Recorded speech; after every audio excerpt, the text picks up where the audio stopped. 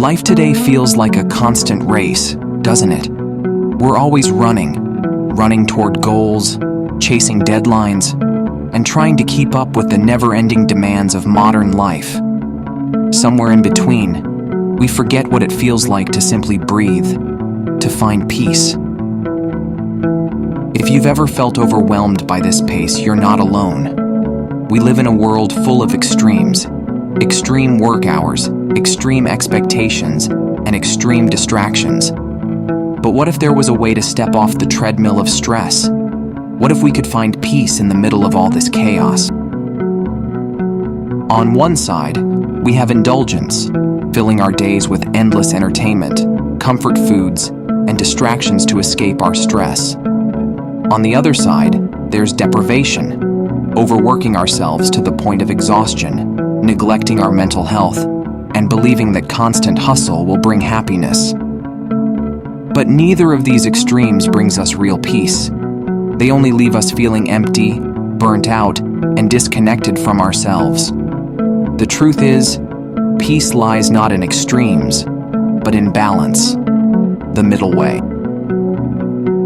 Over 2,500 years ago, a prince named Siddhartha Gautama, whom we now know as Buddha, discovered this truth through his own journey. Siddhartha was raised in luxury, surrounded by every material comfort imaginable. But despite having it all, he felt an emptiness, a longing for something more meaningful. He left his palace in search of enlightenment, seeking answers to the suffering he saw around him. For years, he practiced extreme asceticism, depriving himself of food, sleep, and comfort, believing that denying all pleasure would lead to liberation. But after years of hardship, Siddhartha realized that neither indulgence nor deprivation held the key to peace. In a moment of profound clarity, he discovered the middle way, a path of balance between extremes.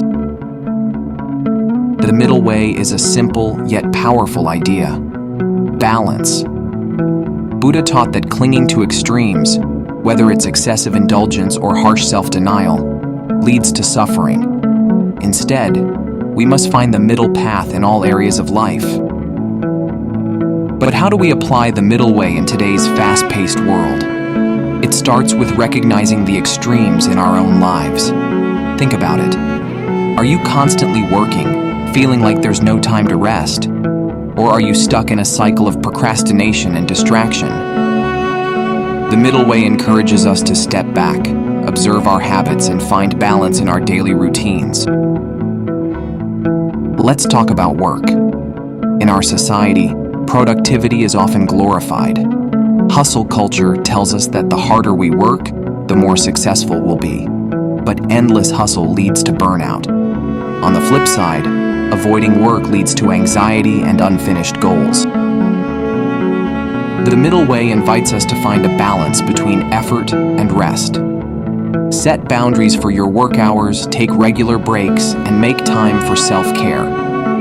When you allow yourself moments of rest, you'll find that your productivity improves, and so does your well-being. Now, let's talk about consumption. Whether it's food, entertainment, or material goods, our culture promotes excess. We're constantly told to buy more, eat more, and consume more. But does that ever truly satisfy us? The middle way encourages moderation. Instead of overindulging or depriving yourself, practice mindful consumption.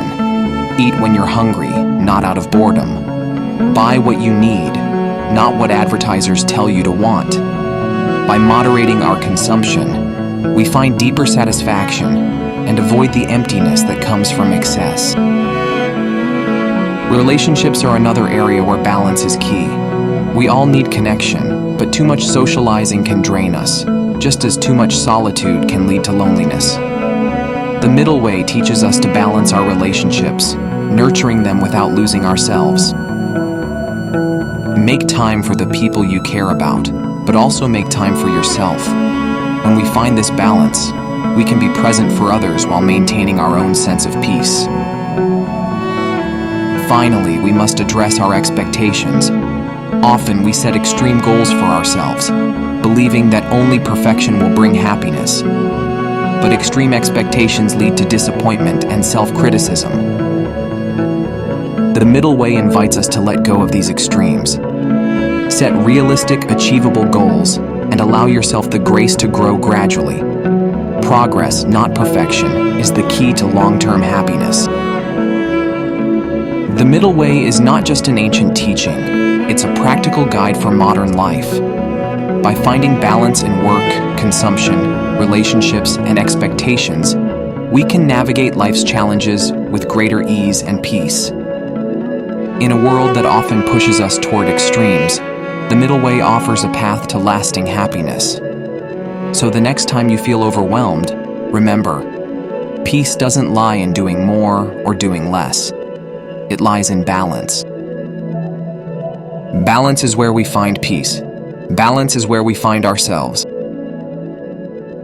If you find this video helpful, share with someone who needs to watch it now, and subscribe to our channel for more life-changing videos like this.